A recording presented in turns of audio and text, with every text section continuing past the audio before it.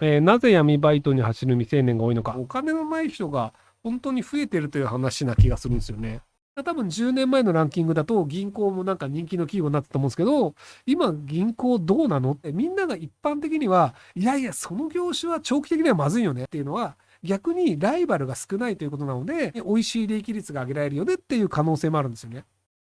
なぜ闇バイトに走る未成年が多いのか。世の中には一定の割合で頭の悪い人がいますと。で、ただ頭の悪い人は頭が悪いので、その頭のいい犯罪者との接点も昔は持ってなかったんですよ。要はその地方に住んでます。頭が悪いです。お金欲しいです。でも、その頭のいい犯罪者がその地方に住んでる頭の悪い、何とかしてお金が欲しい人に連絡を取る手段がなかったんですよ。でもその今だとその闇バイト募集みたいな掲示板みたいなのを作ることで、その地方に住んでるお金が欲しい頭の悪い人と頭のいい犯罪者が連絡が取れるようになったんですよね。なので、その頭のいい犯罪者が、じゃあこれはすげえ儲かるバイトだよ。逃げ切れたらめっちゃ儲かるよ。で、捕まるかどうかはあなたの体力と運次第。なので、その今人生があんまりうまくいってないと思ってるかもしれないけど、その銀座のロレックスを襲うだけで、いきなり大金持ちになって、人生ワンチャンやり返せるかもしれないよ。どうっていうと、まあ未成年だし、捕まったとしても少年犯罪になるから、これはありなんじゃねで、まあ俺足はしゃいし、結構捕まんないでいけるんじゃねみたいなので、やっちゃう人がいるっていうのがいる、その今の状況ってことなんですよね。で、これもやっぱりその治安の悪化というか、お金のない人が本当に増えてるという話な気がするんですよね。自販機強盗が沖縄と、あとそれ以外の地域で確か半年前ぐらいにあったと思うんですけど、その自販機強盗って何かっていうと、自動販売機の中に入ってる硬貨を盗むってやつなんですよ。まあ、自動販売機ってジュース、こう100、今20円 ?30 円とかで買うじゃないですか。で、そこの120円、30円がいっぱい溜まってるんですよ。なので、溜まってる、その自動販売機とかでも開けると、まあ、2、3000円入ってるんですよ。で、その2、3000円をぶっ壊して取るっていうのって、あの、まあ、犯罪だし、結構ね、あれ、めちゃくちゃ頑丈にできてて、壊すの大変なんですよ。なので、基本沖縄とか以外は自動販売機ぶっ壊すやつなんていなかったんですよ。要は、効率が悪すぎるから。要はその犯罪して一発で刑務所に行く可能性のあるものをやって得られるのがその2000円とか3000円で下手すると数百円なんですよ。まあそのお札が入るタバコの自販機だったらまだ1万円ぐらいになるかもしれないけど、そのジュースの自販機とかでちょうどお金回収した後だとマジで数百円しか入ってないとかもあるんですよ。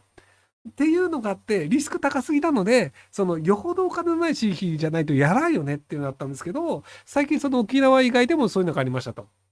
で、賽銭箱泥棒みたいなのも、昔は本当に食い詰めた人がやるみたいなんだけど、最近はまたちょこちょこあるらしいので、なのでやっぱお金のない人がだんだん増えてるんだなという気がします。闇バイトの強盗とかで警察の起動時間を測って悪いことを狙っている黒幕とかいないか心配です。いますよ、実際。G7 で東京手薄になるし、心配しすぎですと気休めをください。ですね、例えば銀座の時計店を襲った動画僕見たんですけど、要は銃を持ってないし、で、さらに撮影してる人もいるし、で、しかも、ドアを閉めに行く人が2人いたんですよね。なんか、おじさんが1回閉めて、で、その後、女の人がもう1回ドア閉めて、なんかぶっ殺すぞって言われるみたいなので、実態としてはすごく平和なんですよ。要は、怪我人いないから。他の国だと、もう邪魔するやつは撃って逃げるみたいなのがいるんだけど、日本の場合はそれがないし、で、さらにその、本当に多分バイト感覚でやってるから、人を殺してでも逃げるぜみたいな覚悟あんまないんだと思うんですよね。なので、別に目の前でそういう事件があったとしても、ああ、すげえ、なんか宝石強盗だ、へえ、いるんだって言って、動画撮って、で、ツイッターとかに上げれば、再生数登って、で、その後なんかメディアとかからこの動画使わせてくださいっていうのがあって、5万円で使わせてあげますよって言うと5万円くれるみたいなのがあったりするので、なので、別にそういった犯罪が起きたとしても、日本はまだまだ平和なので、あんまり気にしなくていいんじゃないかなと思いますけど。大手食品工場の製造業に就職したいのですが、家庭などを持った時とか、将来的にしんどいですかね。家庭を持った時に考えればいいんじゃないですか。別に今やりたいんだったらやっていいし、で、やって全然いけるわっていうんであれば、そのまま続ければいいし、で、なんかやってみて辛いわっていうのになれば、やめればいいんじゃないかなと思うんですけど、なんかその、将来のことを、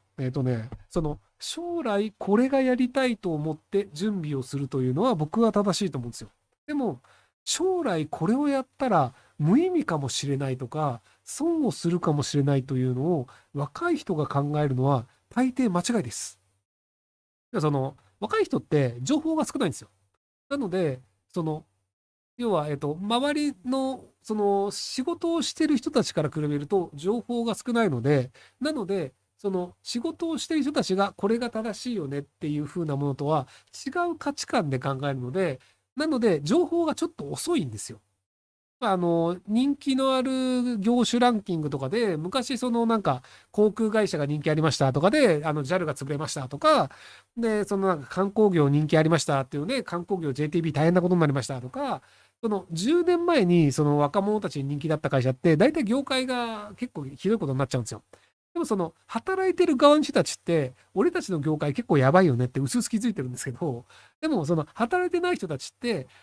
なんとなく華やかな大きい会社っていうのがきっと幸せそうなんだって思っちゃうんですよ。多分10年前のランキングだと銀行もなんか人気の企業になってたと思うんですけど、今銀行どうなのっていう方が多分働いてる人の感覚では強いと思うんですよね。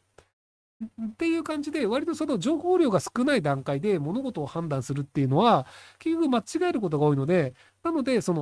間がどうなのかは分からん。だからやってみようで別にいいと思うんですよね。で逆に、世間がうまくいかないと思ってるから、じゃあ、あえてそっちの裏を書いてうまくいくっていう作戦もあるんですよね。ちょっと前にフランスに遊びに来た知り合いがいるんですけど、外貨の両替機をなんか日本中に置いてる会社の人で、で、コロナ禍でもう外人なんか全然来ねえよっていう時に、その外貨の両替機増やしたんですよね。で、増やした結果、今、インバウンドでまた外国人増えてるじゃないですか。その結果、めちゃめちゃ売り上げ上がってるんですよ。でも、じゃあ他の会社が外貨の両替機をこれから出すかっていうと、出さないんですよ。でも、キャッシュレスとか、現金使わないよねっていう時代になってるじゃないですか。僕アメリカ行ったんですけど、結局現金が全く使わなかったんですけど、唯一使ったのが、ホテルの部屋の掃除をしてもらう人に対してのチップで5ドル札を置いたっていうだけで、それ以外なんかレストランだったりとかで、一切なんか物買うときってもクレジットカードなんで、キャッシュ使わないんですよ。なので、外貨の両替機みたいなやつもいずれはいらなくなるよね。だからここに新規で参入したら、長期的には厳しいよねっていうのがあるので、なので、独占になるんですよ。で結果として利益率が上がるっていうのがあって、なのでみんなが一般的には、いやいや、その業種は長期的にはまずいよね。それって AI が入ってるから今言ったらまずいよねっていうのは、逆にライバルが少ないということなので、